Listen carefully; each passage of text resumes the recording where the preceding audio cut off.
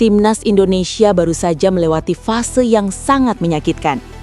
Gagal melangkah di target Piala Dunia 2026 membuat harapan besar runtuh di tengah jalan.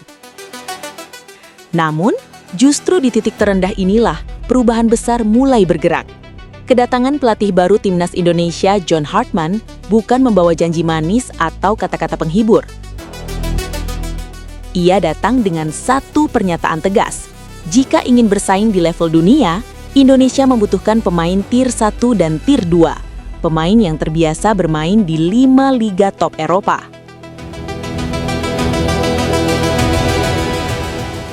Ini bukan basa-basi konferensi pers, bukan pula gimmick. Ini adalah arah kebijakan. Artinya jelas, Timnas Indonesia tidak bisa lagi berjalan setengah-setengah. Tidak cukup hanya mengandalkan semangat, tidak cukup hanya berharap pada potensi.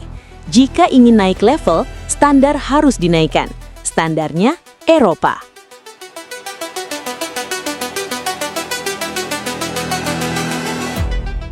Saat Hartman mulai berbicara tentang Premier League, Bundesliga, dan kompetisi elit Eropa lainnya, satu hal menjadi pasti. Proyek riset Timnas Indonesia benar-benar dimulai.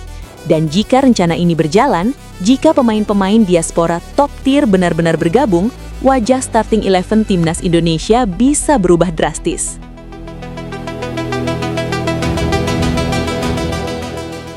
Kita harus jujur melihat ke belakang. Gagal di kualifikasi Piala Dunia 2026 bukan sekadar hasil buruk. Itu adalah alarm keras. Timnas Indonesia tidak kekurangan semangat dan juga tidak kekurangan talenta. Namun ketika naik ke level tertinggi, masalah yang sama selalu muncul. Intensitas, kecerdasan taktik, dan pengalaman menghadapi tekanan dunia. Di level Asia, Indonesia masih bisa bersaing. Tapi begitu masuk fase krusial, perbedaan kualitas langsung terlihat. Bukan soal siapa yang lebih ingin menang, melainkan siapa yang sudah terbiasa bermain di level tertinggi. Dan inilah yang dibaca John Hartman sejak awal.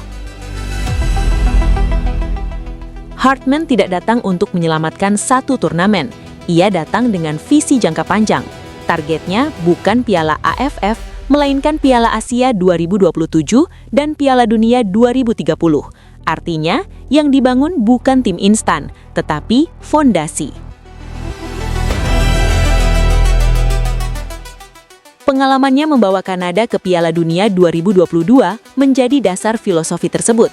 Kanada tidak lolos karena nama besar, melainkan karena pemilihan pemain yang tepat.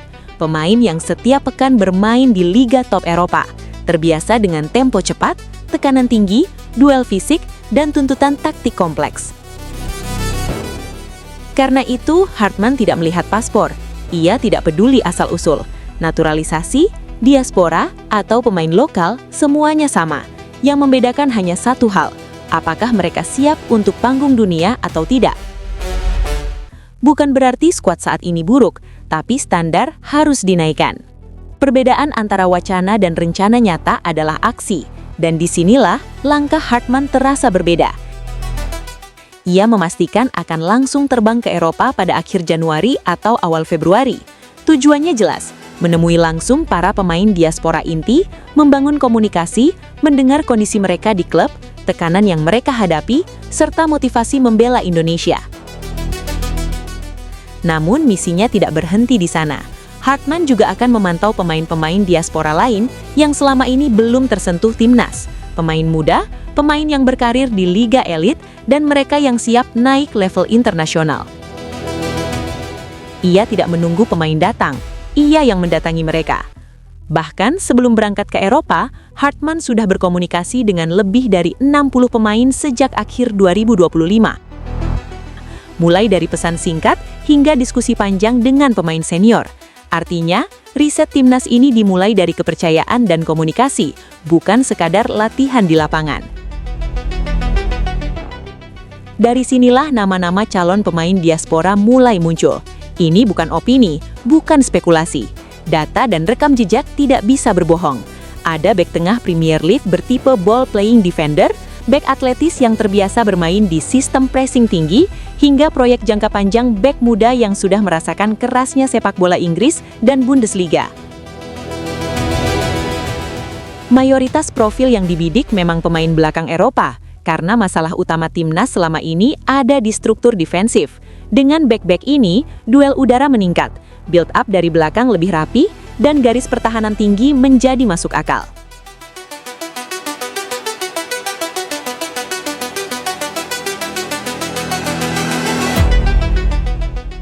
Dengan dua sistem ini, timnas Indonesia tidak lagi hanya menyesuaikan diri dengan lawan. Indonesia mulai memaksa lawan menyesuaikan diri. Jika rencana ini berjalan, dampaknya tidak hanya terasa di satu turnamen.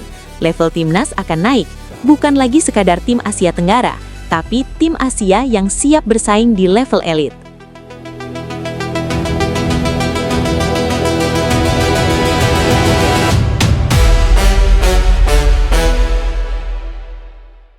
Ini bukan sekadar soal naturalisasi atau ganti pemain, ini tentang standar baru. Dan di bawah John Hartman, arah timnas Indonesia kini jelas, menuju Eropa, menuju level dunia. Pertanyaannya sekarang, jika starting 11 seperti ini benar-benar terwujud, apakah timnas Indonesia masih pantas diremehkan?